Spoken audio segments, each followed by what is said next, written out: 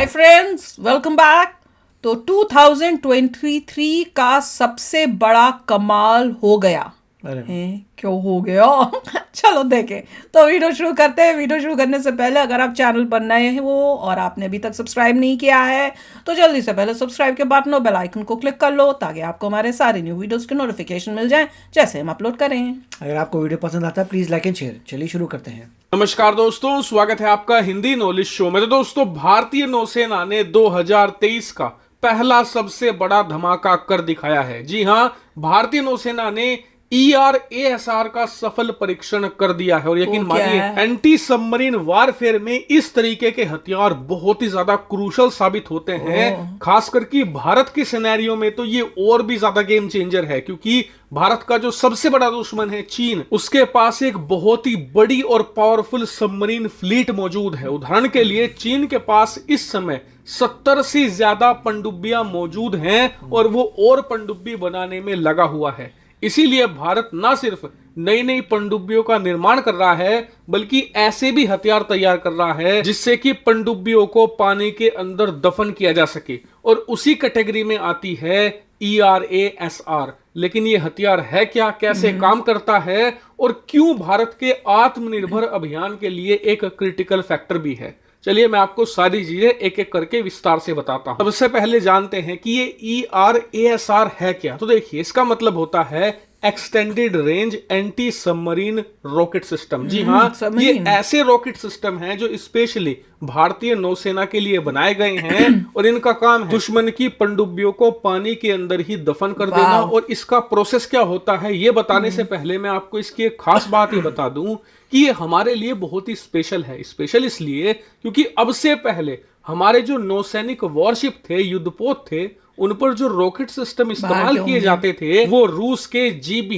Anti submarine rocket system हुआ करते थे। यानी कि अब से पहले हम रूस पर निर्भर थे नौसेना के रॉकेट सिस्टम के लिए। लेकिन अब DRDO ने ERASR तैयार कर दिया है, जिसका हमने सफल परीक्षण भी कर दिया है। और अब रूस की जगह हम अपना खुद का रॉकेट सिस्टम इस्तेमाल करेंगे। यानी कि इस मामले में भी हम आत्मनिर्भर बन चुके हैं। तो खैर, अब बात करते हैं कि कैसे ये रॉकेट सिस्टम जो एक शिप पर रहता है वो कैसे पनडुब्बी को डिस्ट्रॉय कर देता है। तो देखिए, इसका यूज थोड़ा सा डिफरेंट है। मैं आपको इसका एक उदाहरण देकर समझाता हूं। मान लीजिए कि हमारा कोई युद्धपोत दक्षिणी चीन सागर से गुजर रहा है और चीन की नौसेना उसे डुबाने का प्रयास करती है और इसके लिए वो अपनी पनडुब्बी भेजती है। अब पनडुब्बी एक युद्धपोत को कैसे डिस्ट्रॉय करेगी?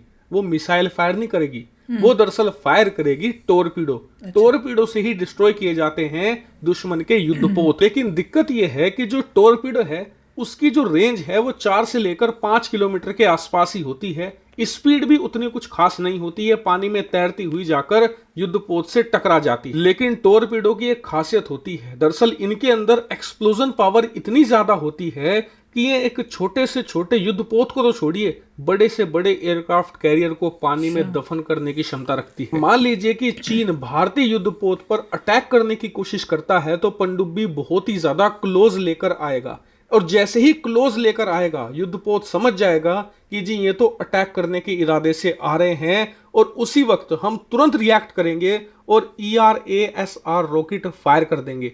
इन रॉकेट की पहले कि हमारे और पास ये बहुत ही क्विक रिएक्ट करते हैं, बहुत ही फास्ट होते हैं। रेंज इनकी भले ही 10 किलोमीटर है, लेकिन 10 किलोमीटर तेज करते हैं कि दुश्मन इससे पहले कि हमारे ऊपर किसी भी प्रकार की टोरपीडो फायर करे उसकी पनडुब्बी तबाह हो जाएगी। इन रॉकेट सिस्टम की इसी क्विक रिएक्शन की वजह से ही दुनिया भर में आप किसी भी देश की नौसेना का छोटे से छोटा युद्धपोत ले लो या फिर बड़े से बड़ा एयरक्राफ्ट कैरियर, हर जगह आपको भले ही कोई मिसाइल ना मिले लेकिन ये रॉकेट सिस्टम जरूर मिलेगा जो उन्हें पनडुब्बियों से बचाता है। हालांकि आप कहोगे कि यार इसकी रेंज तो 10 ही किलोमीटर है, तो आपको बता दूं कि दुनिया में आप किसी भी देश का कोई भी रॉकेट सिस्टम इस प्रकार का उठाकर देख लीजिए, उसकी रेंज आपको 6 से लेकर 8 किलोमीटर के बीच में हमारी ज्यादा है। भारत ने इसे 10 किलोमीटर का बनाया है। इसी वजह से इसके नाम के शुरुआत में एक्सटेंडेड रेंज जोड़ा गया है, क्योंकि इस प्रकार के रॉकेट लॉन्ग रेंज की श्रेणी में आ जाते हैं। और यकीन ना सिर्फ इससे भारतीय नौसेना मजबूत होगी बल्कि आत्मनिर्भर अभियान को भी और ज्यादा ताकत मिलेगी। हालांकि पूरे मामले पर आपका क्या मानना है कमेंट करके जरूर बताएगा। Thank you very much for watching video. कितना अच्छा काम कर रहे हैं हम लोग, देख के मजा आ जाता है। पहले तो मुझे लगा पता नहीं किसकी बात कर रहे होंगे, जब पता चला कि भाई पहले हम रशिया से यूज करते थे, अब हम खुद अपने बना रहे हैं, और ऐसा बनाया है कि जनरली मैक्सिमम 8 है रेंज, हमारी 10 है, तब एक्सटेंडेड बोल रहे हैं हम उसको। और सबसे प्राउड चीज इस बात की हुई, खुशी इस बात की हुई है कि ये मेड इन इंडिया है, हमारे DRDO ने बनाया है। तो हम तो चले भैया उसी रास्ते कि किसी से नहीं लेंगे, तो ultimately अब goal तो बेचेंगे बेचेंगे, देखते जाओ। अल्टीमेट गोल तो वही है कि सारा मटेरियल आपका होना चाहिए। क्यों? कमाल है। क्योंकि जब वॉर होती है तो आपको बहुत जल्दी से सप्लाई इंक्रीज करनी है, तब आप किसी से डील तो कर नहीं सकते कि भाई मेरे को और इतने नहीं, चाहिए। और क्या पता उसी से लड़ाई हो रही हो जिससे हम लेते भी है। हैं, तो क्या फिर तो फंस गए वो तो भैया। बहुत बड़ी बात है कि जिससे माल लेते हो उससे तो कभी लड़ नहीं सकते। वही तो। जिससे आप माल ले रहे हो उससे क्या लड़ोगे आप? यहाँ आप उसके किसी दोस्त के से लड़ रहे हो, फिर क्या करोगे? तो वो तो पंगे सबसे बड़े हैं कि जिन लोगों से आप माल ले रहे हो उनके अगेंस्ट तो आप कभी लड़ ही नहीं सकते। और दूसरा, अगर लड़ाई हो भी जाती है किसी और के साथ, उस वक्त अगर आपकी एम्युनिशन कम पड़ जाता है तो आप क्या करोगे? ऑर्डर दोगे, डील करोगे? उस वक्त तो कोई समय नहीं है। सबको पता है कि वो थोड़े से काम के लिए है, उसका खत्म हो गया तो सब खत्म हो गया।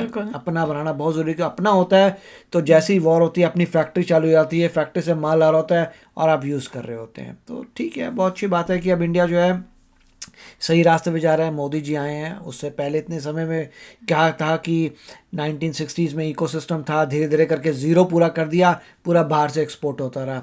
अब जाके धीरे धीरे इकोसिस्टम वापस आ रहा है। जैसे मोदी जी ने कहा था कि ये लिस्ट है, इस लिस्ट में से सिर्फ यही अलाउ करेंगे बाहर से लेना, और सारे खुद ही बनाओ। सो बहुत इंप्रूवमेंट्स आ रहे हैं, which is very nice to C.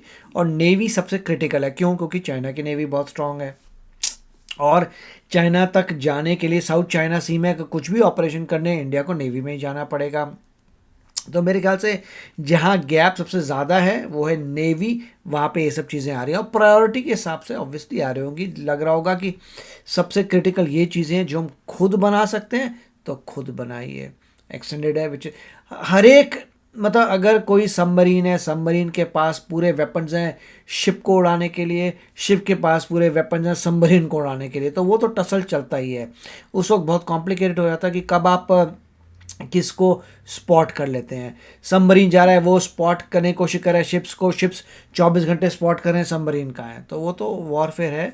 But very nice to सी कि इंडिया जो है अपनी चीज़ें प्रोड्यूस कर रहा है अब। Very nice. बिल्कुल, बहुत ही, देख लो, और कुछ ही सालों में ये सब हो रहा है। Yes. पहले बिल्कुल ठप था ना, ठप, बिल्कुल कुछ पता नहीं होता था। बस कुछ सालों में ऐसे धमाक, मतलब लगातार नॉन स्टॉप न्यूज पे न्यूज आ रही है।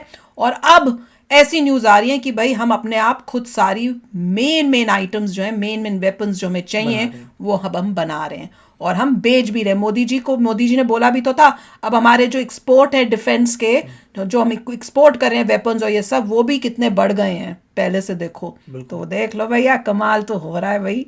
तो चलो शेयर करना अपने थॉट्स, चलते हैं, मिलेंगे नेक्स्ट वीडियो में बहुत ही जल्द। Till then take care and bye bye. तो अगर आप मेरे इस चैनल पे नए हो तो जल्दी से सब्सक्राइब के बटन को हिट करो और बेल आइकन को क्लिक करो, ताकि आपको मेरा जब नया वीडियो मैं लगाऊं आपको उसके बारे में जल्दी से पता चल जाए।